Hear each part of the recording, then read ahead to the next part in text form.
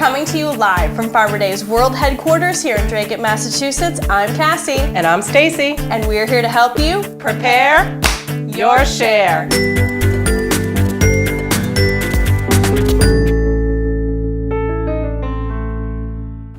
One of the great chameleons of summer is squash. Squash can be slipped into almost any recipe. Zucchini, golden zucchini, and Kousa have small seeds, firm flesh, and can be used pretty much interchangeably. Stuffed or cut crosswise and grilled, patty pans provide such a pretty presentation. Shaved, cube, or spiralized raw, you can have it in salad, sauteed in garlic, olive oil, sliced and grilled, braised and chopped tomatoes and onions. You can pickle it, stuff it, have it in stir fries, and in breads. That's a lot of stuff. That is. Holy cow. Straight-necked yellow summer squash has larger seeds and the highest water content. Cook those quickly so they don't become mush. When the squash is plentiful, be sure to take advantage. Shred and freeze or blanch and freeze, you will have delicious squash through the whole winter. Not sure how to blanch and freeze? We have you covered. Check out our blanch and freeze VEGISODE for step-by-step process. As far as storage, dry the squash thoroughly before storing it in the fridge. Moisture can cause soft spots. I like to line a crisper drawer with paper towels and use paper towels between each layer. That way, if I have a bounty of squash, it keeps well. The thinner skinned squash will have the shortest shelf life. Use that first. Now, what to cook? My first favorite is a barbecue pasta salad. I bring this to most cookouts throughout the summer. It stands up well with the heat because most of the ingredients are actually raw, and the dressing is made of a mixture of ranch and barbecue sauce. Ooh, yeah. You're gonna need a box of gemelli pasta cooked al dente. Please do not overcook this. Definitely don't do that. A package of kielbasa cut into quarters, sauteed in olive oil, get some caramelization. Now, the vegetable bounty. We have 2 each of zucchini and summer squash in a medium dice, 2 cucumber in medium dice, 1 each of yellow, orange, green pepper, basically whatever you can get. It's just to make it look pretty. We also have a bunch of flat leaf parsley and scallion. You're going to toss all of this together, including the olive oil in the pan from the kielbasa, which we've saved in here. That oil kind of gives it that smoky flavor, which is why we call it barbecue pasta. All right, you want some of this now? Yes, I do. We're not going to use all of these vegetables. It's going to be a little overwhelming, and we definitely chopped up quite a few.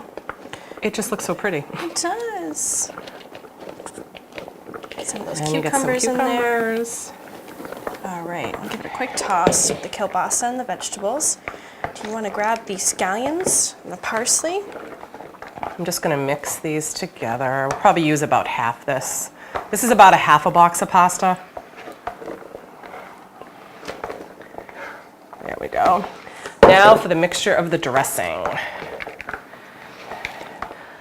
going to use about a half a bottle of ranch. Who doesn't love ranch dressing with raw vegetables? There we go.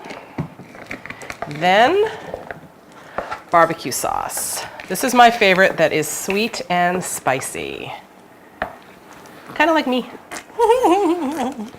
Oh, Stacey is such a charmer. Keep tossing. I'm tossing. Okay. Cassie's going to get this mixed really, really well.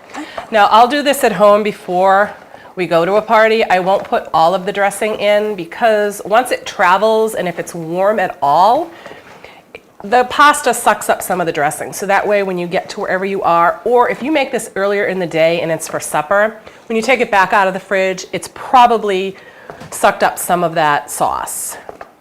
All Nice. right. Maybe add some more vegetables. Just a little bit more. Thank you. It's just hard to toss when you add all of it at once. Yeah. There we go. Brighten up that color a bit. Now this is really interchangeable. If you have fresh corn, add fresh corn. If you don't have peppers, don't add peppers. It really doesn't matter. It really goes with whatever you have.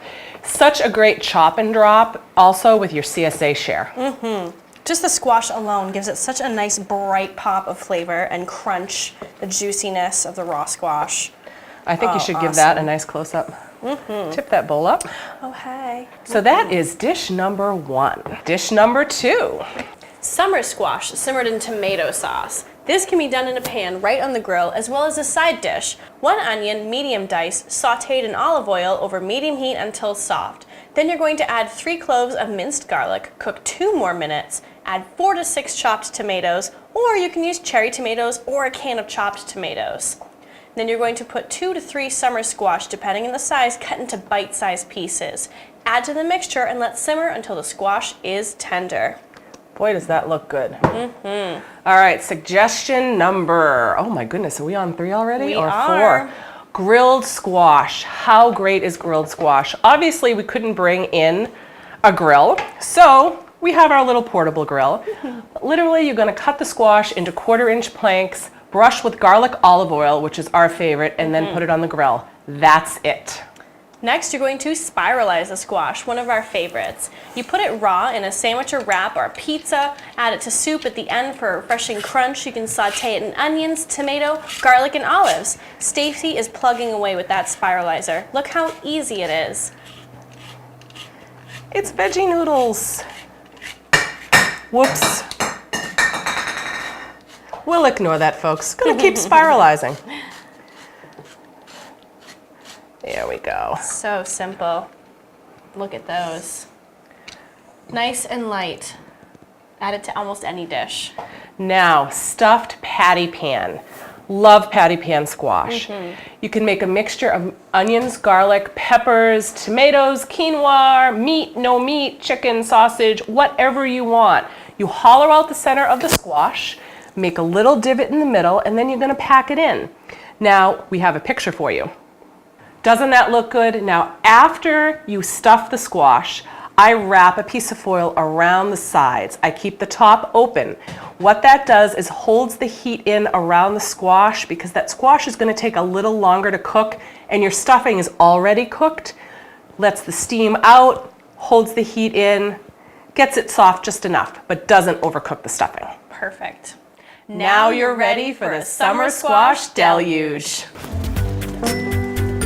No. And that's a wrap.